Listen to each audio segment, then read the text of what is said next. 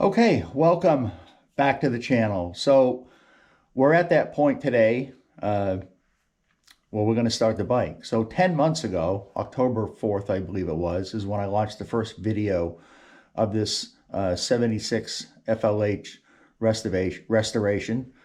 So we're kind of at that point right now. We just got to set up the Dynatech 2000i ignition and put some gas in it, and we can start. So I've already got I'm not going to put the battery case up. I'm hoping that thing doesn't vibrate out if it needs to be, but I do have a thing of oil. Don't worry about that oil. That didn't come out of there. That was already there. If it was going to leak, it's going to leak from here because that's where it was leaking before until I get these caps on. So we did get the correct bolt, the 2611C for the brass colored timing cup. We get the Dynatech in there. I think we're all set to go. I did have one glitch that I'm not really going to worry about, is that this was actually wired wrong. When you hit the high switch, it's actually on low. I'm not going to mess with that until I have to go back in there again. It's not a big deal to me. I know which high beam and low beam, but yesterday I was just kind of fooling around with it. And I was trying to do a preliminary test of the Dynatech, and I wasn't getting anything. I got nothing out of the coil. Then I'm like, shit, you got to have the run switch on. So that was kind of stupid. Topped it off with oil yesterday. Topped off the transmission with gear oil. We've got the timing. I don't know if you can see in there, but it is at top dead center. It's a little before top dead center, but it's at top dead center right now. We're going to set it up, the Dynatech up like that. I'll put that back in a little bit. But yeah, we're all done.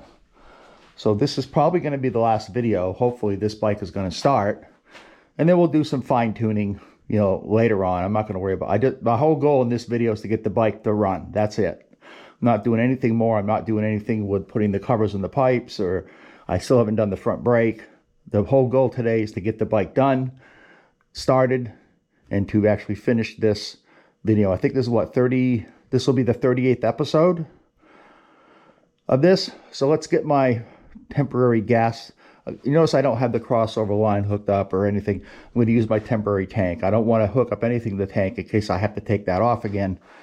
Once we get the bike running, we get it timed, then I can do the fuel. We'll put fuel in the tank and run it from there. Same thing with the battery cover. I don't think this will vibrate out if it's running, but we're not going to hook anything up to that. We're just going to get going to it. So we'll do the Dynatech right now. Let's get that set up, and we'll go over the switches and the installation instructions. Okay, so here we are with the Dynatech 2000i. I'm going to put the instructions up on the screen. We got to go over some of these dip switches that are there, and then we'll take a look at this. So this is a 2000i, like I said. The curb, I guess it's got a... well, we don't have a VOES, which is a vacuum operated electrical switch. We don't have that on this bike. So that's what makes it kind of easy to do this bike. You only use 2 wires. Okay, so switch 1. Where's the switches at here? All right, so switch 1 is we're doing off. It's normal. So it allows timing to reach full advance by 1500 RPMs under light engine load conditions, improves throttle response and gas mileage. Most bikes should be set to this mode.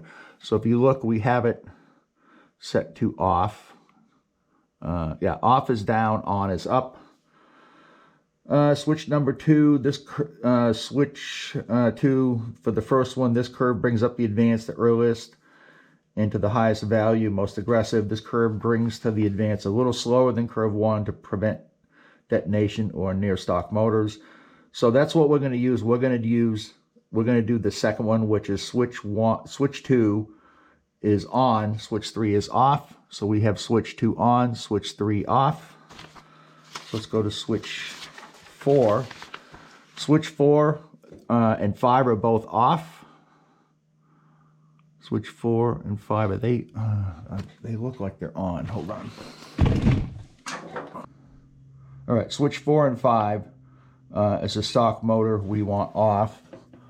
So switch 4 and 5 are off. and switch 6 is off. We're using dual fire. So switch 6 is off. So the only switch really that's on is going to be switch 2, which is for the stock curve on their stock motors. So everything else on this is off, it looks like. Yeah, let me just double check that again. Switch 4 and 5 is off. Switch 6 dual fire is off. So this is dual fire coil, meaning, let's go over here and I'll show you.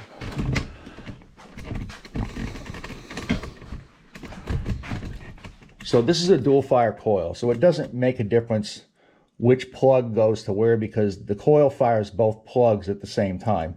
If this was single fire, you'd have 2 coils. One would fire the front cylinder, and one would fire the rear cylinder. So this is what they consider a wasted spark, because when it's firing the compression at the first cylinder, it's actually firing it in the exhaust on this one. So it doesn't actually do anything, but they both fire at the same time. So it doesn't make any difference which way. This actually bottom would go to the front and the top would go to the back. This is the way it came. A lot of people do it opposite of this, but I'm going to put this back the way I got it. Again, it doesn't matter which way you do it. So, okay, so now that we have the switches set, we can actually set this. Let's go over the instructions. Let me show you. Let me see. Dual fire. Blah, blah, blah. Okay, so you have the status LED indicator. It says the red status LED is used to verify system operation and setting timing. When the power is turned on, the LED should blink for a quarter second. If the pickup is near a firing point, the LED will blink, then stays on. This indicates the unit has passed its self-test. If the status LED flashes rapidly when the engine is not running, an overcurrent or short circuit fault is indicated. Check for proper coil resistance and wiring. Correct the problem, then turn the ignition off for 1 second, then turn it back on to clear the fault. As the engine is cranked over, the LED will blink, indicating the pickups are generating timing pulses. The pickup is designed such that the LED will come on at about 45 degrees before top dead center and go off at top dead center for each cylinder. This corresponds to the leading edge of the window if the rotating cup and the trailing edge. All right, so we're static timing the motor. All right, so I've already put the motor at top dead center. You saw the line on the timing window over there. It says remove the timing inspection plug with the bike in high gear. Turn the rear wheel to get the crankshaft to top dead center on the compression stroke. I'm not going to pull the plug. It is on the compression stroke. Piston's at the top of the cylinder. TDC mark align the inspection hole. Removing the sparkles will make it easier to turn the crank. Rotate the 2000i that cause the status LED to turn off and on. Carefully follow the next instructions. Find the point where the LED just turns off while rotating the base plate in a clockwise direction. Lock down the 2000i. The initial timing is now set close to optimum. Final timing may be checked and set dynamically to compensate for normal production tolerances in the timing rotor. Camshaft indexing, flywheel marking. So I did take the inspection cover off on the primary side and mark the rotor with some silver paint so we can go back over there later on. Not today, but I'm going to go back over there later on. The timing light will verify the timing with that. If the 2000i has to be rotated to an extreme amount or does not have enough adjustments to bring the timing in the engine, may be on the exhaust stroke. Remove the ignition and observe the timing rotor. Blah, blah, blah. Okay. All right, so we've got all that. Let's energize the system. So we turn the key on, get the headlight on. Let's turn the run switch on. All right, so now we have the solid light. So what we want to do is we want to turn this just so it goes off.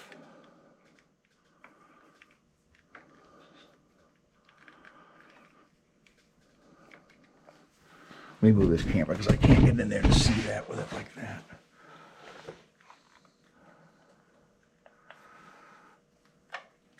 All right, so it's off right there. So now we just want to see how it goes on. We want to turn it back just so it goes off a little bit right there. Whoops, missed it. So we want to do, it's kind of hard just to get it at that exact point.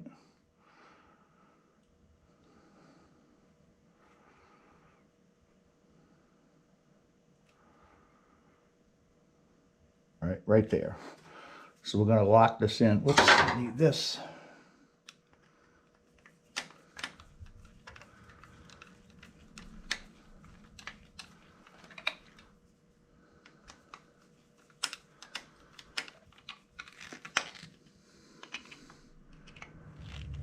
All right, so we've locked this in. So now we can, I got to jack the rear up. I'm going to put it in neutral. Then we can start the bike. All right, we're going to do a quick test. I don't know why, but this neutral safety switch is still not working. So I'll have to retrace the wires. So we'll do a quick test. You can hear it. We'll look at the oil pressure. Check the oil pressure. So we've got oil pressure. You can see it's timing it. So let's get some gas in this and we'll get started.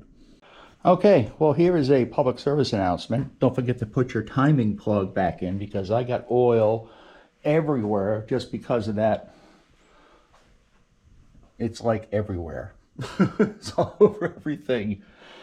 Well, at least we know the oil pump's working. It's getting motor in the crankcase, so now I got to clean this up. And then I got to find actually the timing plug. I don't even know where it is now. So I thought I heard something fall down here earlier. I'm sure it's here somewhere. We'll just have to find it.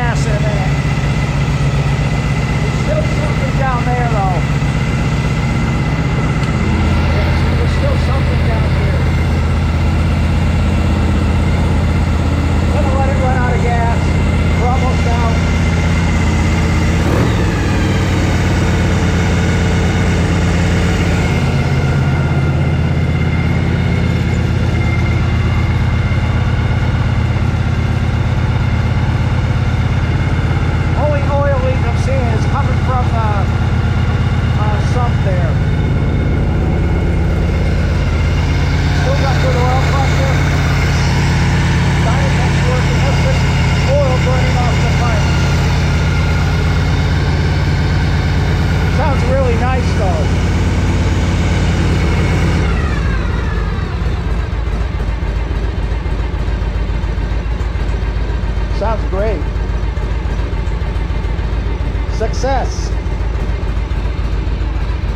Still got to fix that. Yeah, it looks like it's still leaking out of there. We got to fix that, but minor. Motor's running, sounds great. Oil pump's working, but it's still leaking right where that spot is. It's starting to slow down here a little bit, but it's still doing it. But we're going to let it run out of gas.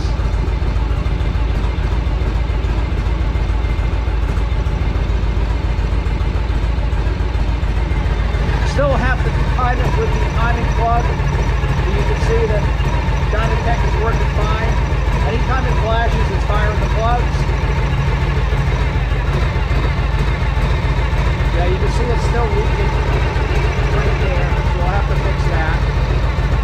But motor sounds great.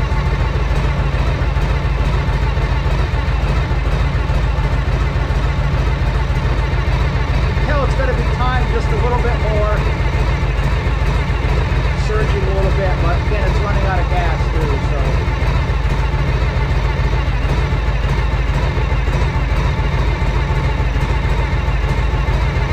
So I'll have to fix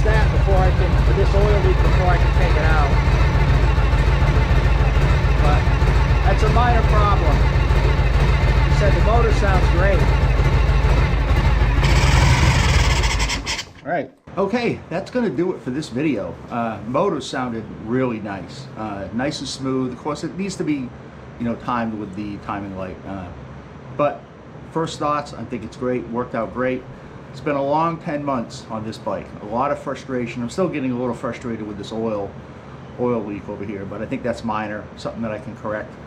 Again, the only issue I had with electrical so far was I miswired the high and low beam. Not a big issue. I'm not going to fix it until I have to take the headlight out again. Trying to think. I think that's it. I still got to bleed the front brakes, but I am going to work on this oil pump the next couple days. I'm not going to do a video on it, but I'm going to work on it. That's going to wrap it up for the restoration of this 76 shovel. Again, my only goal of this video was to get the bike running. We got it running, sounded great. Some minor things to do on it, and then we're going to take it out on the road. So I will have a video midweek next week. We're going to talk about what's coming up for this winter, coming up for this fall, and what direction the channel is going to go in, what we're going to do. Anyway, thanks for all the subscribers. Thanks for the views, the likes, the comments. Appreciate it. And I'll see you in the next video.